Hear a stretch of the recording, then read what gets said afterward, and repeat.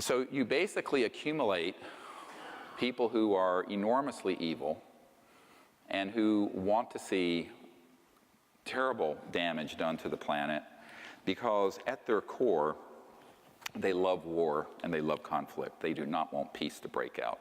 As one of them said to me, heaven forbid we should have peace on this planet. Too many people would be out of business. Too many of us would be out of business. Very cynical, but true. The next document is from one of my advisors to Admiral Tom Wilson. And it's about setting up a briefing for him. And I only put this up here because some people have challenged me, did you really have meetings with folks like this? Yes, absolutely. And it was on my birthday in 1995, the first letter was written. I ended up meeting with him in 97 in April. But he helped us in a number of ways prior to that, as did this Admiral Kramer, who set up my meetings at Wright-Patterson Air Force Base, the facility to which the crashed ET remains went in 1940s in Dayton, Ohio. And this meeting was another one where I was able to provide to him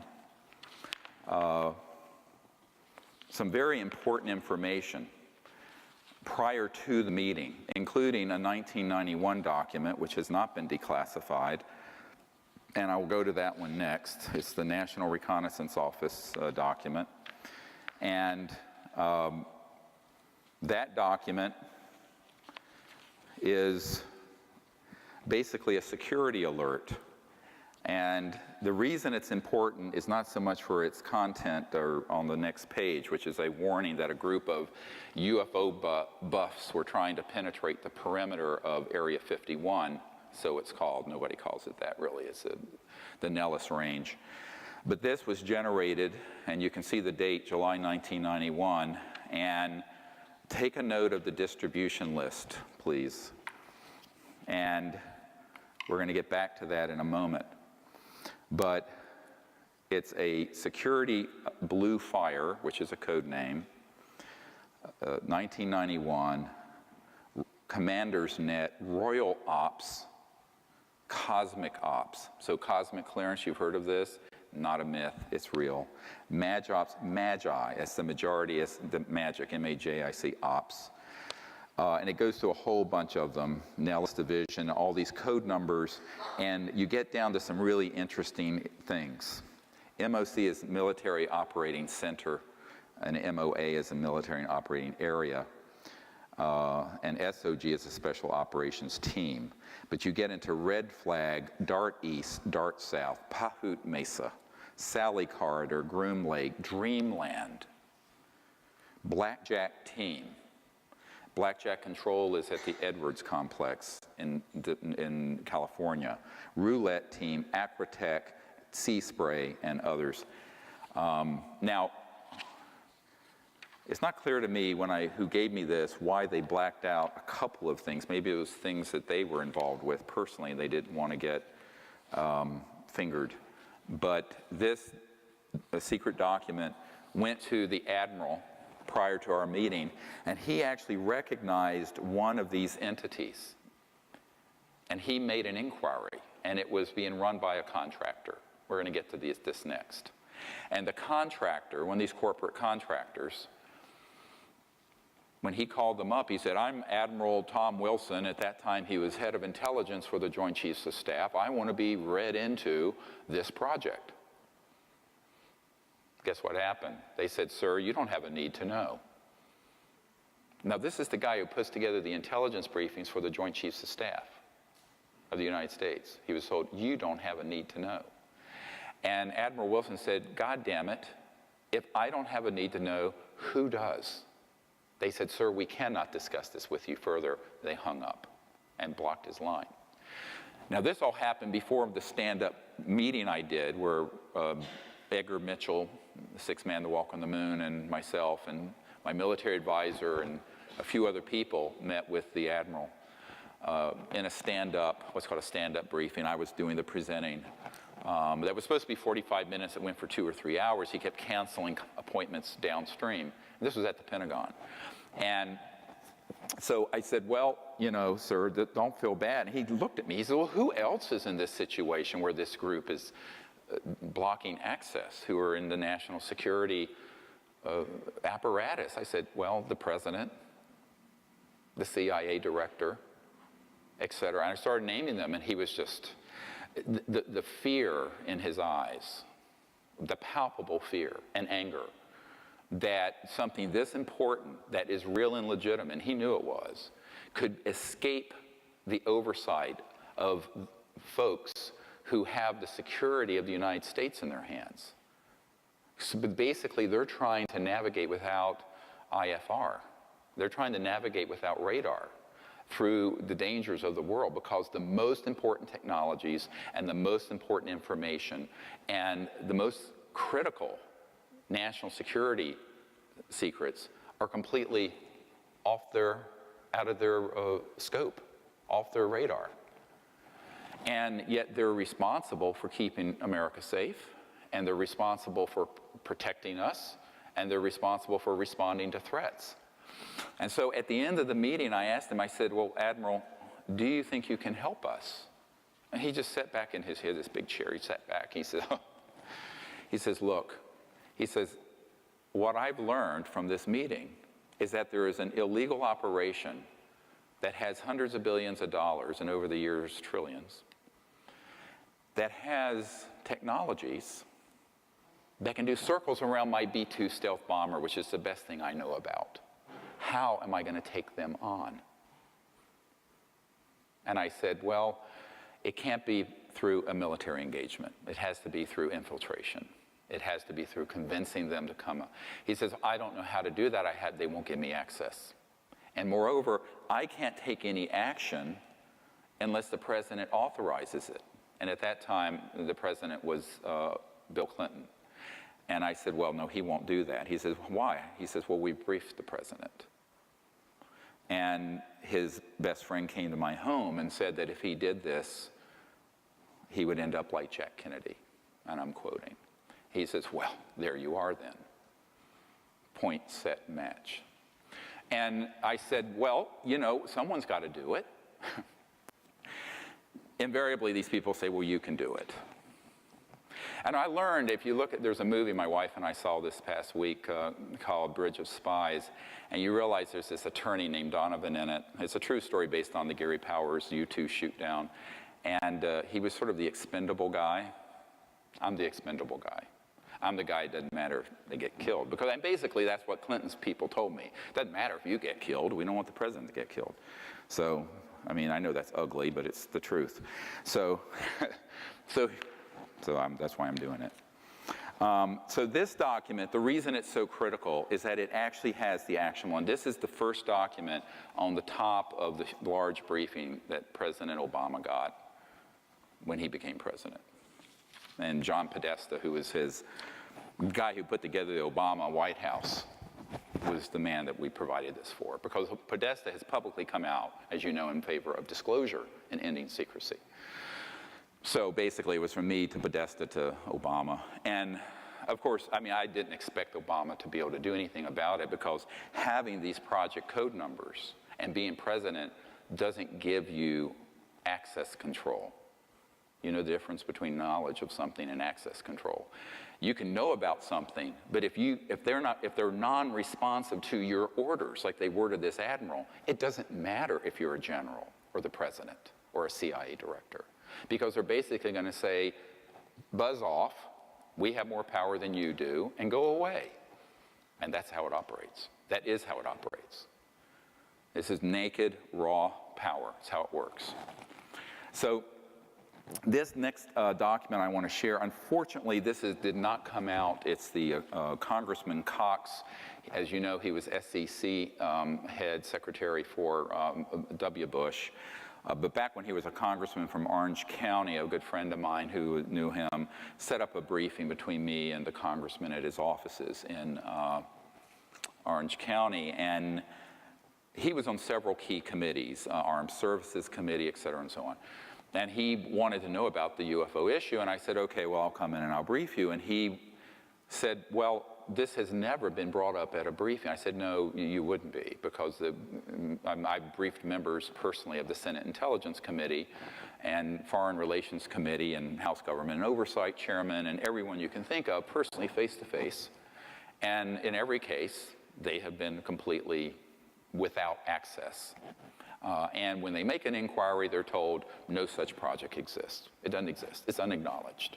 Unacknowledged. Doesn't exist. And he says, well, I would like to know. He says, where the heck are these things going on? And who are the corporate entities? And where are the bases?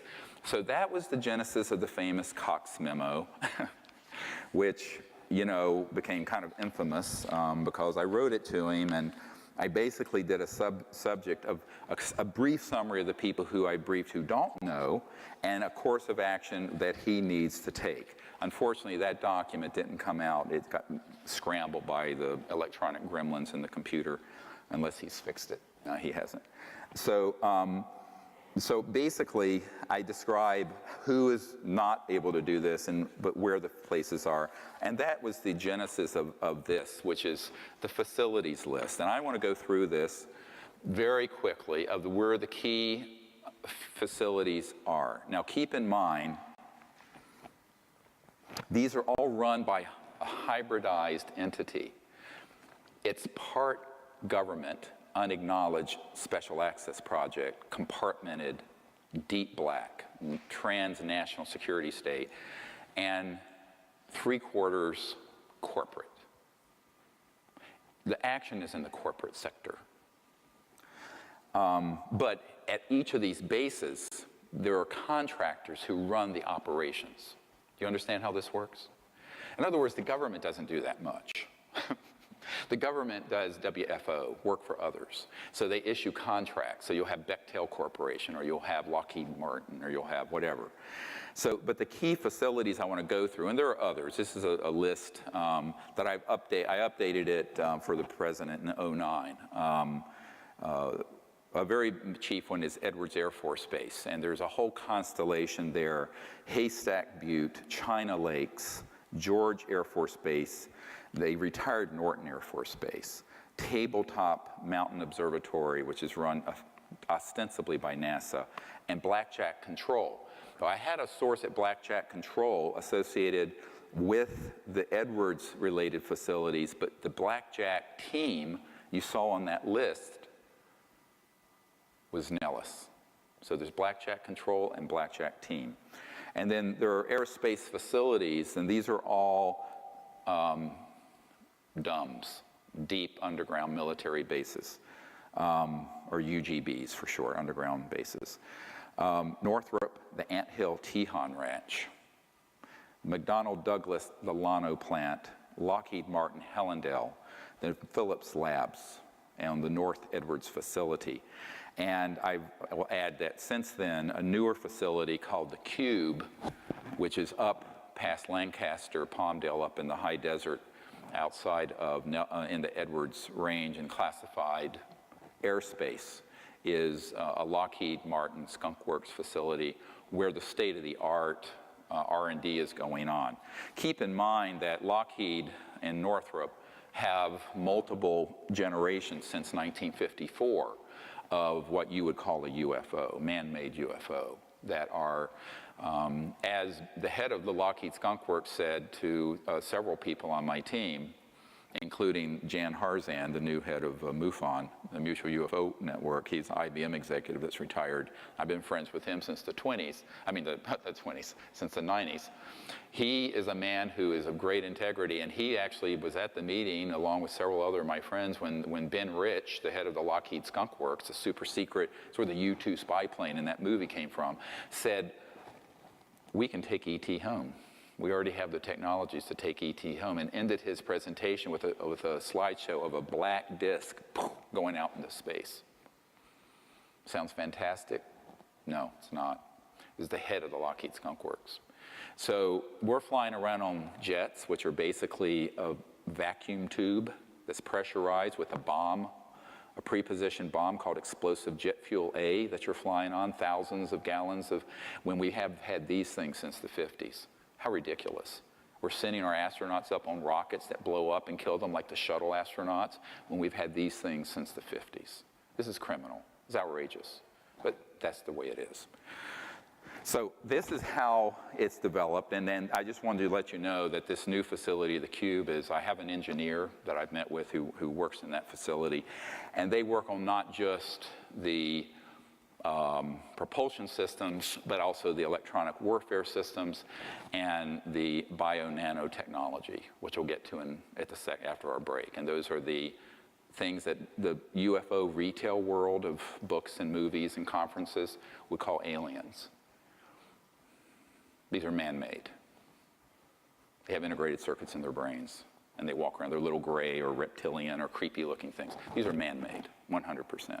And I know the men working on that, but the Cube is associated. That's one facility associated with those. Another facility is Dulce, another one is Pine Gap. So the other, of course, you've all heard Nellis Complex, it's Area 51. More specifically, it's S4, S9, and S12. Those are compartmented areas. You have to have a password and biometrics to get into them. Pahut Mesa and Area 19 and Groom Lake. These are all things that have been provided to our government officials. In New Mexico, you have the Los Alamos National Laboratory.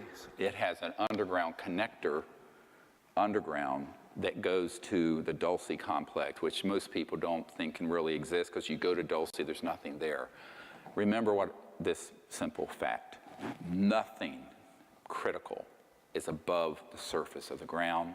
It's either in space or it's underground. Everything, including White House facilities and Pentagon. Everything critical is underground. The Kirkland Air Force Base has the Sandia National Laboratories and the Defense Nuclear Agency, Phillips Labs again, Manzano Mountain Weapons Storage Facility and underground complex that connects, Coyote Mountain Test Site, north end of Manzano, the White Sands Complex, and again, the Dulce Complex. So Kirkland Air Force Base, and that's outside, of course, Albuquerque. I've been there. In Arizona, a key facility is Fort Huachuca. It's a underground base, most of it, that's critical. It's Army Intelligence Headquarters. There is a storage facility where a man, as of the 1970s, who was on my team, worked in it, and at that time, they had 9 extraterrestrial spacecraft that had been down using these electromagnetic pulse scalar weapons, and a whole lot of different ET species that were frozen there. And that's at Fort Huachuca, ironically near Tombstone. The other ones that I just want to mention, Cheyenne Mountain, which is under the mountain in Colorado Springs, has a dedicated area for just the Deep Space Network tracking of interstellars that are in our solar system. And one of my military advisors, a man who's been in many of these unacknowledged special access projects, actually was in that facility and got to see this Console 50 where they had tracked, and he said that they had tracked an object at that time that was in our solar system that was 26 miles in diameter, an artificial ET object, moving, as he put it, under its own steam. He's a Navy guy. I said, I don't think it's working with steam, but yeah, you're right. Another critical facility is the Lawrence Livermore Labs, the Pine Gap underground facility in Australia. I have a picture, actually, of the above-ground facility there that a man who worked there sent to me. The Redstone Arsenal underground complex in Alabama, that also has an association with the Marshall Space Flight Center. And in Utah, one of the most critical, and this is the most critical one that's new, is the Dugway Proving Grounds outside of Provo. And this is classified airspace above and no access by ground. Above ground, you don't see much, and everything is underground. Richard Foch, this Naval Research Labs official, was out there with some Generation 5 or 6 or whatever night scopes doing an operation, and he looked out and he saw these objects coming out from underground that then zipped over, and that were these massive disc and triangular shape anti-gravity objects that were ours, and some were just sitting out there watching him. And that's outside of Provo, out in the desert. So that is a very key, and that one is mostly manned by folks who are part of the Mormon corporate empire, which if I were to rank who has what kind of say-so over policy on this, that would rank certainly ahead of the president or Congress. I won't comment further than that. This is not to make an aspersion to rank and file Mormons. It's just this is how that operation works. The agencies in the U.S. government are associated with this. The AFOSI, Air Force Office of Special Investigation, of course, compartmented operations at CIA, the Defense Advanced Research Project Administration, the Defense Intelligence Agency. Now, notwithstanding, I briefed the general who was head of it.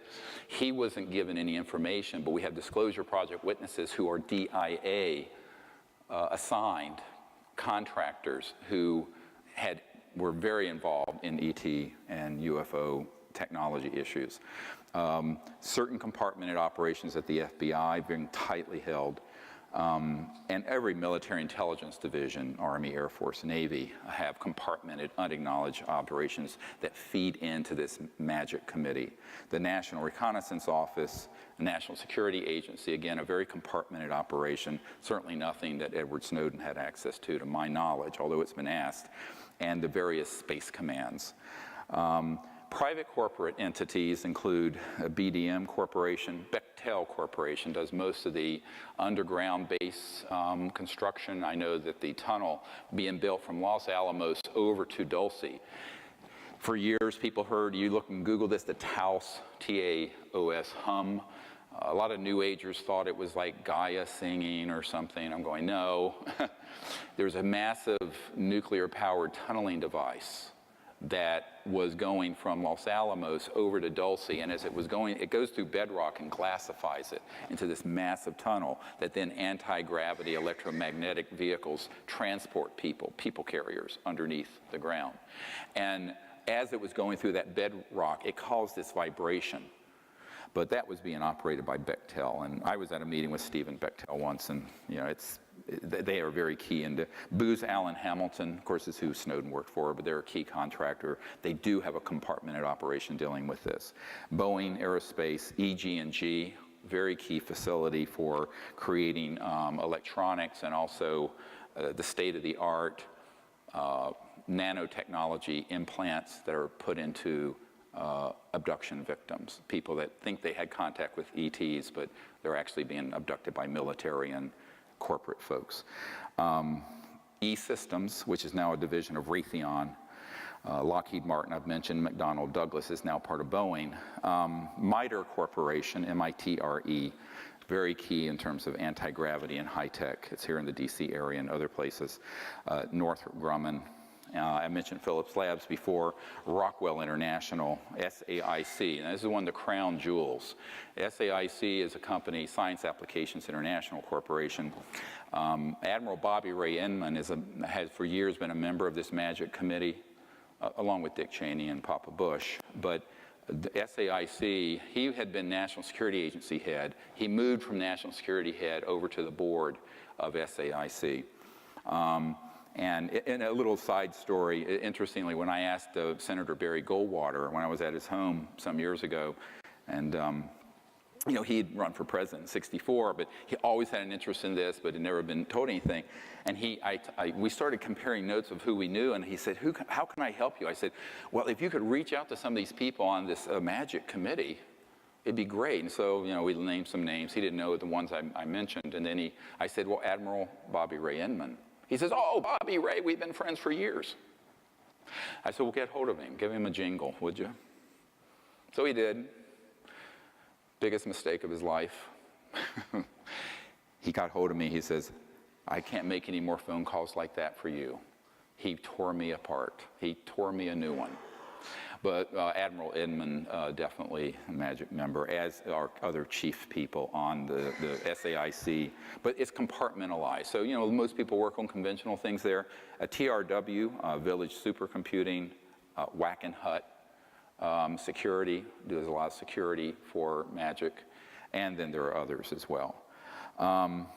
So, some of these are ones most people have never heard. A lot of these corporations, they're huge, and they have enormous reach. And I think that what you have to understand is that it's certainly not limited to that list, but it feeds into a system. And most people don't even understand how it works. And I always tell people, go back and look at the interview of Denise McKenzie. Worked for SAIC. She got a job there as a sort of clerical administrative person. She was in an office. It's kind of like the mafia. You know how the mafia will have like a pizza parlor or some little shop, and they'll come in and that's the storefront, but it's actually laundering money, and they're doing their drugs and pimps through the back door. That's how this works. So she was in this office at SAIC, and it was an office. It was running multi-million-dollar contracts for the U.S. government. And she said, what is this? There's nothing going on here. And she went to this file cabinet, and there were just all these dummied up reports that would go back to Capitol Hill to justify the money. And when she started asking about it, they said, don't ask about this. And what she basically was told, this office receives the money. We generate false reports back to the president and to Congress. That money then passes out of this office to a black project dealing with UFOs, electronics, anti-gravity, stuff like this. So when you get to some of the accounting, I met recently with one of the big 4 accounting firms. They said, yeah, this is exactly how it works. If you go to, they'll basically say, here's what we're doing, and if you try to penetrate further to actually get to a granular level of where the money is going, they'll say, well, you don't have a need to know. That's a top secret, special compartmented intelligence. And basically, you have to take their word for it. So it all gets rubber stamped by the big 4 auditing firms. But it's very illegal. You'll remember in the film Sirius, Donald Rumsfeld, the day before 9/11, I'm not sure he knew he was being filmed, said $2.3 trillion unaccounted for. Recently, I found out from a good source, it's $8.5 trillion now. So there's $8.5 trillion that have basically been embezzled, misappropriated, used without the knowledge of the Congress or the president. That's a lot of money, even for America. So that is exactly how it operates. But if you take that one little example from SAIC and multiply it through all these corporations and all these different government offices, that's how the funding mechanism works. Does that make sense to folks? So I hope that made sense to you guys. I'm going to say let's take about a 15-minute break to stretch and to have a bathroom break. And when we come back, I'm going to go back into deep knowledge of how the funding works and really what the agenda is behind the secrecy. Thank you very much.